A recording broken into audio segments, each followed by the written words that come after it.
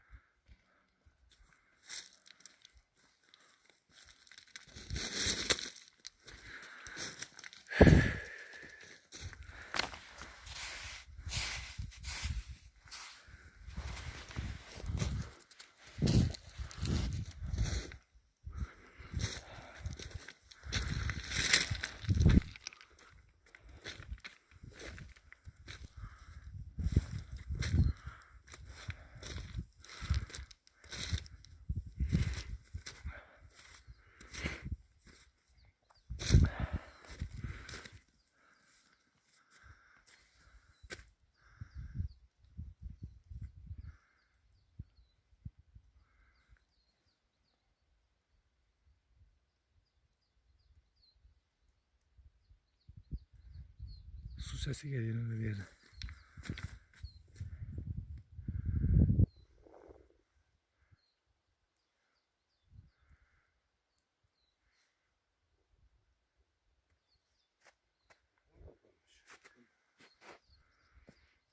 Bu yeni bu iz o yandan mı geçmiş bu yana? Neyiz ama.